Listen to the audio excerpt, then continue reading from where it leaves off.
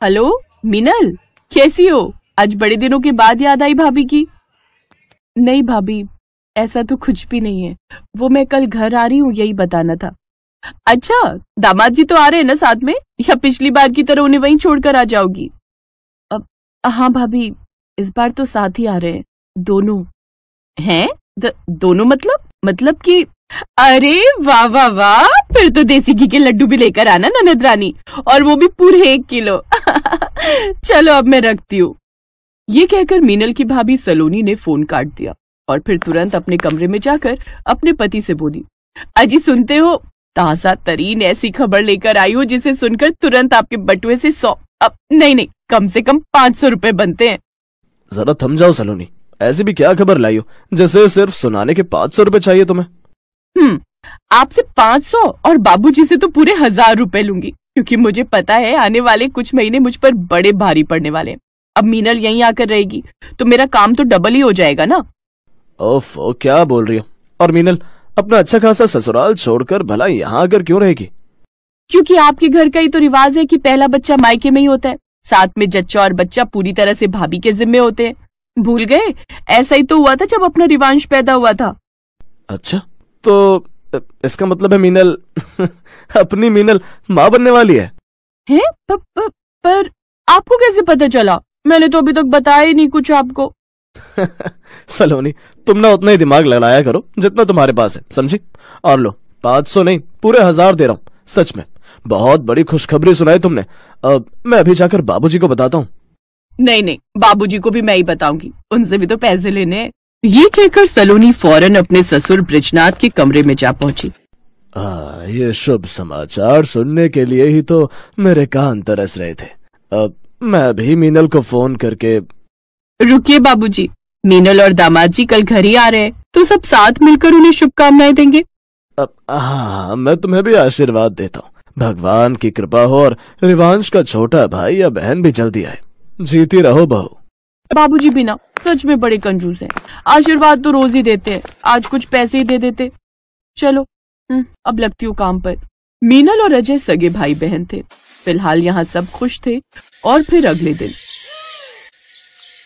भाभी ये सब क्या चल रहा है? इतनी सजावट और ये आरती की थाली, ये सब किस लिए? अरे बेटा, ये सब तुम्हारे और आने वाले बच्चे के स्वागत के लिए है। बच्चा?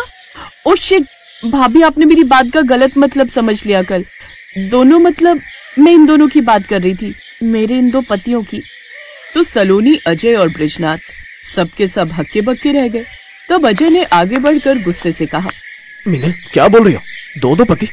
तेरा दिमाग खराब है क्या?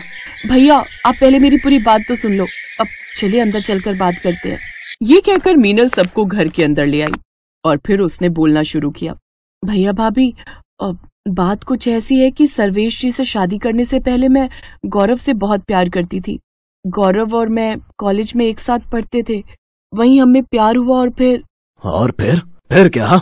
गौरव के परिवार की हैसियत हमारे बराबर नहीं थी पापा, और मैं जानती थी कि आप और भैया मेरी शादी गौरव के साथ कभी नहीं करोगे, तो इसीलिए एक दिन हमने चुपचाप बिना किसी को बताए मंदिर में जाकर शादी कर ली। क्या? और ये बात तुम अब हमें बता रही हो? उस वक्त क्यों कुछ नहीं कहा जब सर्वेश जी से तुम्हारी शादी हो रही थी? मैं डर गई थी भैया, क्योंकि गौरव उस वक्त मेरे साथ नहीं थे। हमारी शादी के कुछ हफ्तों बाद ही हम आपको सारी सच्चाई बताने वाले थे, और इसके लिए गौरव हमारे घर आ ही रहे थे कि रास्ते में इनका बहुत ही खतरनाक एक्सीडेंट हो गया। इनकी बस खाई में जा गिरी और मुझे लगा कि मैंने गौरव को हमेशा हमेशा के लिए खो दिया।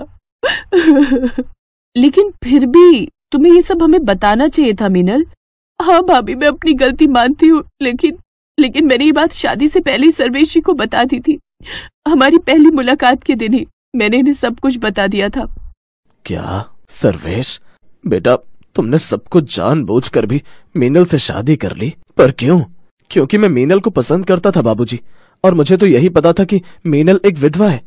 लेकिन अब पूरे 2 साल बाद जब मीनल के पहले पति गौरव सही सलामत सबके सामने खड़े, तो मुझे लगता है कि अब मेरी कोई जरूरत नहीं है, ना इस घर में और ना ही मीनल की जिंदगी में।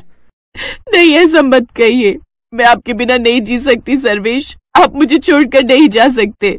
तो फिर और क्या रास्ता है मीनल? रस्म रिवाजों से और कानूनी तौर पर भी तुम हम दोनों की पत्नी हो, लेकिन ये तुम भी जानती हो कि दो दो पतियों के साथ तुम रह भी नहीं सकती हो। तुम्हें किसी एक को तो छोड़ना ही होगा। हाँ, पर तुम मुझे नहीं छोड़ सकती मीनल। तुम मुझसे प्यार करती हो, याद करो। मेरे प्यार की खातिर तुमने अपने समाज और अपने घर परिवार तक को ताक पर रख दिया था। मैं मानता हूं कि किस्मत ने हमें कुछ वक्त के लिए अलग कर दिया था, लेकिन मैं उस हादसे में बच गया और आज तुम्हारे सामने खड़ा हूं। इसका मतलब यही है कि हम दोनों का साथ भगवान ने लिखा है। ए, चुप कर। तूने मेरी बहन को बहकाकर उससे शादी की, तो हमारी नजर में उस शादी की कोई अहमियत नहीं समझा। मीनल और सर्वेश जी की शादी पूरे समाज के सामने धूमधाम के साथ हुई है, और शायद तूने अभी सुना नहीं, मीनल भी सर्वेश जी से प्यार करती है। तो चल निकल यहाँ से, और कभी मीनल के आसपास फटका ना तो मैं तुझे। रुक जाइए, आगे क्या करना है और क्यों करना है ये हम तय नहीं करेंगे। मीनल, तुम बताओ, तुम क्या चाहती हो?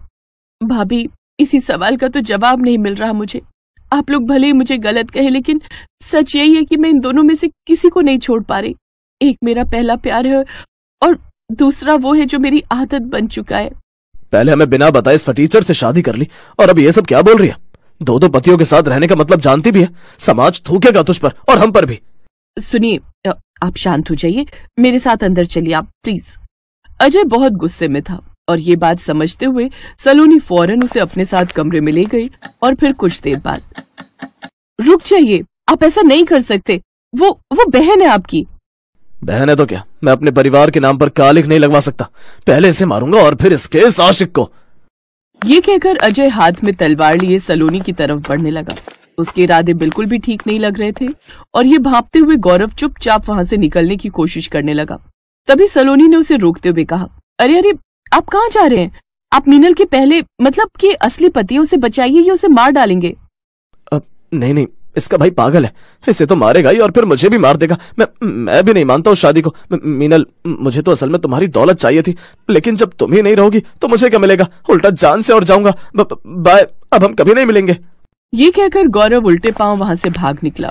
और फिर जब सलोनी और अजय ने मीनल की तरफ देखा तो वो उन्हें दिखी ही नहीं, क्योंकि उसके सामने सर्वेश खड़ा था। भैया, मीनल को भी कुछ करने से पहले आपको मुझे मारना होगा। सर्वेश के ऐसा कहते ही अजय के हाथों से तलवार छूटकर जमीन पर जा गिरी। कहो ननद जी, क्या भी कोई दुविधा है? मैं चाहती तो तुम्हें सिर्फ बोलकर भी समझा सकती थी और मेरे कहने पर तुम सर्वेश जी को चुन भी लेती, लेकिन उसके बाद गौरव तुम्हें हमेशा याद आता, जो कि किसी के लिए भी सही नहीं होता।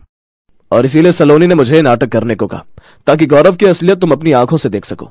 अजय की बात सुनकर मीनल सलोनी के गले लगकर बहुत देर तक रोई, लेकिन अब उसका मन बहुत हल्का था, जिसमें न कोई दुविधा थी और न ही कोई पछतावा।